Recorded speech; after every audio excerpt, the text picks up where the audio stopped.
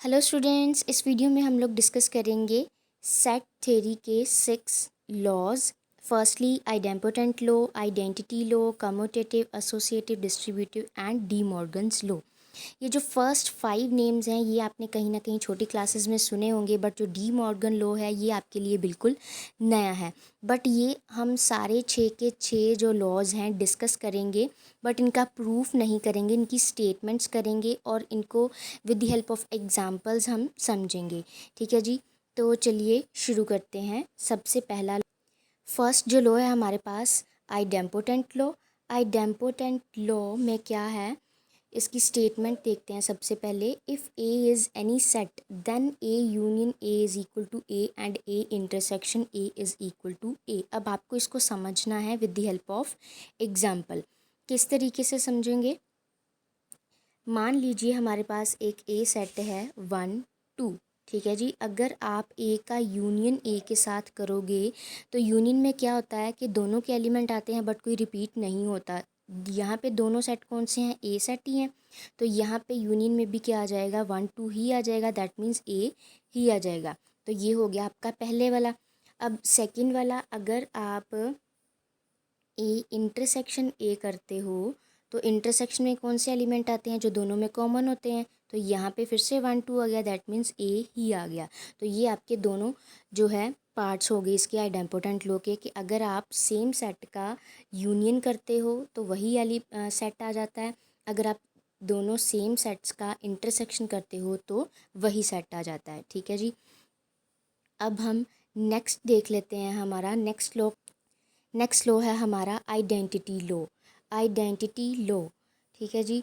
यहाँ पे अब इसकी स्टेटमेंट जो है वो क्या है कि if A is any set then, अगर आप ए का यूनियन करोगे फाई के साथ तो ए आएगा, अगर आप ए का इंटरसेक्शन करोगे यूनिवर्सल सेट के साथ तो ए आएगा। तो यहाँ पे सबसे पहले बात आपको ये देखना है कि फाई सेट कौन सा होता है। हमने ऑलरेडी डिस्कस किया हुआ है कि फाई सेट जो होता है वो नल सेट होता है। नल मीन्स खाली सेट होता है, एम्प्टी सेट होता है, इसमें कोई भी एलिमेंट नहीं होता। और यू जो यूनिवर्सल सेट होता है वो क्या होता है? सबसे बड़ा वाला सेट जो होता है वो यूनिवर्सल सेट होता है। अगर आप लोगों को नहीं पता तो पहले वाली वीडियो ज़रूर देखिए। ठीक है जी, अब यहाँ पे हम डिस्कस करेंगे कि अगर आप ए का यूनियन फाई के साथ करते हो तो वो ए ही आ जाएगा। हमने ए में पहले कंसिडर किए थे कि 1 2 एलिमेंट है। ठीक है जी, इसका यूनियन करने जा रहे हैं किसके साथ? फाई के साथ। फाई में कोई भी एलिमेंट नहीं है तो फिर से क्या आ जाएगा हमारे पास? आंसर ए ही आ जाएगा। ठीक है जी, सिमिलरली अगर आप ए का इंटरसेक्शन करते हो यूनिवर्सल सेट के साथ तो आपके पास ए आएगा, क्योंकि इंटरसेक्शन में क्या आता है? जो दोनों में कॉमन होता है। ठीक है जी, यूनिवर्सल में तो सारे एलिमेंट ही हैं, इसमें ए के सारे एलिमेंट है तो इंटरसेक्शन में ये ए ही आ जाएगा। ठीक, ये हो गया आपका आइडेंटिटी लॉ। अब नेक्स्ट हम देखेंगे यहाँ पे, नेक्स्ट है हमारा कम्यूटेटिव लॉ। कम्यूटेटिव लॉ में यहाँ पे क्या चीज़ है हमारे पास? सबसे पहले statement, if A and B are any two sets then A union B कर लो चाहे बी यूनियन ए कर लो, आंसर आपका क्या आएगा? हमेशा सेम आएगा। ये हमारा क्या है? कम्यूटेटिव लो। छोटी क्लासेस में जैसे हम करते आए हैं कि अगर आप ए मल्टीप्लाई बी कर लो चाहे बी मल्टीप्लाई ए कर लो, आंसर क्या होता है? सेम होता है। इसी तरीके से सेट्स में अगर आप ए यूनियन बी कर लो चाहे बी यूनियन ए कर लो, आंसर क्या होएगा? सेम होएगा। ठीक है जी, ये हो गया आपका फर्स्ट वाला पार्ट। सेकंड वाला पार्ट क्या है कि अगर आप ए इंटरसेक्शन बी कर लो चाहे बी इंटरसेक्शन ए कर लो, इसका भी आंसर हमेशा क्या आएगा? बराबर ही आएगा। ठीक है जी, ये हमने जो लॉज है सम्स में यूज़ करने हैं कि अगर कहीं ए इंटरसेक्शन बी लिखा हुआ है तो हम अपनी नीड के अकॉर्डिंग उसको बी इंटरसेक्शन ए भी लिख सकते हैं, क्योंकि ये दोनों बराबर होते हैं। वहाँ पे हम रीज़न देंगे कि यहाँ पे हम कम्यूटेटिव लॉ यूज़ कर रहे हैं, ए इंटरसेक्शन बी बराबर होता है बी इंटरसेक्शन ए के, इसलिए हम इसको ये चीज़ लिख रहे हैं। ठीक है जी, तो नेक्स्ट वाला लॉ देख लेते हैं। नेक्स्ट लॉ है हमारे पास एसोसिएटिव लॉ।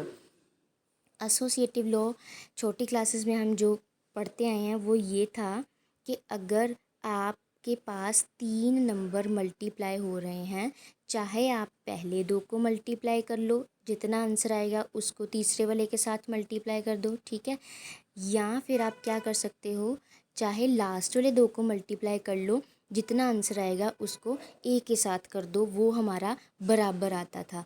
और सेट के केस में भी बिल्कुल इसी तरीके से है, चाहे आप पिछले वाले दो पे ब्रैकेट डाल दो, ठीक है, चाहे आप पहले वाले दो पे ब्रैकेट डाल दो, आपका आंसर जो है वो सेम आएगा। Similarly in the case of intersection, अगर तीन सेट्स हैं आपके पास ए बी और सी, सभी में इंटरसेक्शन है, चाहे आप लास्ट वाले टू का इंटरसेक्शन पहले कर लो, जितना आंसर आएगा उसका ए के साथ इंटरसेक्शन कर दो, चाहे आप इस तरीके से कर लो, ए इंटरसेक्शन बी पहले वाले दो का कर लो, जितना आंसर आएगा उसके बाद उसका सी के साथ इंटरसेक्शन कर दो, आंसर क्या आएगा आपका सेम आएगा। ठीक है जी, ये हो गया आपका फोर्थ लो, एसोसिएटिव लो। नेक्स्ट वाला लो हमारे पास कौन सा है यहाँ पे, डिस्ट्रीब्यूटिव लो। डिस्ट्रीब्यूटिव लो यहाँ पे थोड़ा सा ध्यान से देखना है, क्योंकि जो हमने पीछे किया है ये वाला एसोसिएटिव लो, इसमें हमने दोनों जगह पे क्या किया था, यूनियन यूनियन, ठीक है जी। फिर जो सेकंड वाला पार्ट है उसमें दोनों जगह पे इंटरसेक्शन इंटरसेक्शन लिखा था, ठीक है। बट इन केस ऑफ जो हमारा है डिस्ट्रीब्यूटिव लो, यहाँ पे क्या है, एक यूनियन है और एक इंटरसेक्शन है, ठीक है। बाहर यूनियन अंदर इंटरसेक्शन है, यहाँ बाहर इंटरसेक्शन है तो अंदर यूनियन है, ठीक है जी। अब इसको थोड़ा सा ध्यान से देखना इस तरीके से कि अगर आपके पास A union B intersection C है, आप क्या लिख सकते हो इसको, ए यूनियन बी, ठीक है जी, इंटरसेक्शन ए यूनियन सी, ठीक। ये जो इंटरसेक्शन वाला साइन है वो बीच में आ जाएगा। सिमिलरली अगर बाहर इंटरसेक्शन है अंदर यूनियन है तो उसको आप इस तरीके से लिख सकते हो, A intersection B union A intersection C, ठीक है जी। ये हैं आपके दोनों डिस्ट्रीब्यूटिव लो। ये भी हमने छोटी क्लासेस में किए हुए, इस तरीके से किए थे कि ए मल्टीप्लाई बी प्लस सी, ठीक है जी, इस तरीके से।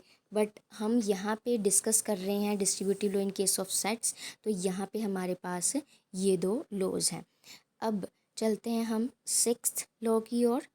सिक्स्थ लॉ जो है हमारा वो है डी मॉर्गन्स लॉ। ये सबसे इम्पॉर्टेंट लॉ है और नया भी है। If A and B are two sets subsets of a universal set U, then A union B का कंप्लीमेंट जो है वो बराबर होता है A intersection B, A complement intersection B complement.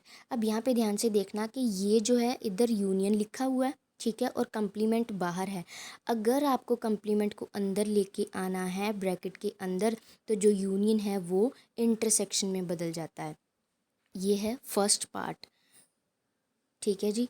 अब इसका एक और सेकंड पार्ट है। सेकंड पार्ट में इस तरीके से है कि अगर अंदर इंटरसेक्शन है, इस तरीके से ऊपर कंप्लीमेंट है, ठीक है, आपको इसको कंप्लीमेंट को अंदर लेके जाना है, ए कंप्लीमेंट बी कंप्लीमेंट, तो इंटरसेक्शन किस में चेंज हो जाएगा, यूनियन में चेंज हो जाएगा, ठीक है जी। ये भी देख लेते हैं इसका सेकंड पार्ट क्या है। ये देखिए यहाँ पे अगर क्या है, ए इंटरसेक्शन है अंदर, तो आपको कंप्लीमेंट को अंदर लेके जाना है, तो यहाँ पे क्या आ गया हमारे पास, यूनियन आ गया, ठीक है जी। तो हमने 6 लॉज यहाँ पे डिस्कस कर लिए हैं। तो सबसे पहला जो हमने लॉ डिस्कस किया था, सबसे पहले डिस्कस किया हमने आइडेम्पोटेंट लॉ, कि अगर आप ए का यूनियन ए के साथ करो तो ए ही मिलेगा, ए का इंटरसेक्शन ए के साथ करो तो ए ही मिलेगा, फर्स्ट लॉ।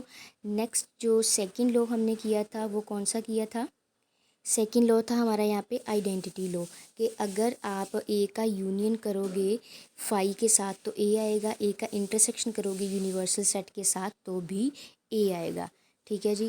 थर्ड वाला लॉ है हमारे पास कम्यूटेटिव लॉ, के चाहे आप ए यूनियन बी कर लो, ठीक है जी, चाहे बी यूनियन ए कर लो, आंसर सेम आएगा। सिमिलरली इंटरसेक्शन के साथ भी चाहे इंटरसेक्शन बी कर लो चाहे बी इंटरसेक्शन ए कर लो। अब थर्ड हो गया फोर्थ लो। फोर्थ में है एसोसिएटिव लो, कि चाहे अगर आपके पास 3 सेट हैं ए बी और सी, चाहे लास्ट वाले 2 पे ब्रैकेट डालो चाहे फर्स्ट वाले 2 पे ब्रैकेट डाल लो, ठीक है जी। नेक्स्ट था हमारे पास डिस्ट्रीब्यूटिव लो। डिस्ट्रीब्यूटिव में क्या था कि एक साइन जो है वो यूनियन का है, एक इंटरसेक्शन का है। A union B intersection A union C, इस तरीके से लिखा जाएगा। या फिर क्या हो सकता है कि इंटरसेक्शन वाला बाहर हो, यूनियन वाला अंदर हो, तो वो इस तरीके से खुल जाएगा, intersection B union A intersection C. Next law था हमारे पास कौन सा, De Morgan's law. De Morgan law में हमने क्या देखा कि अगर ए यूनियन बी का कंप्लीमेंट है हमारे पास, तो अगर आपको कंप्लीमेंट को अंदर लेके जाना है तो ए का कंप्लीमेंट बी का कंप्लीमेंट यूनियन किस में चेंज हो जाएगा, इंटरसेक्शन में। सिमिलरली अगर अंदर आपके पास इंटरसेक्शन है तो आपको कंप्लीमेंट को अंदर लेके जाना है तो वो क्या बन जाएगा, यूनियन। तो ये थे आपके 6 लॉज। अगर स्टिल आपको किसी भी लॉ में कोई प्रॉब्लम है तो आप लोग कमेंट करके पूछ सकते हो। And if you like this video please hit the like button and subscribe to my channel. इससे मुझे मोटिवेशन मिलेगी ताकि मैं आगे भी ऐसी वीडियोज़ डालूँ।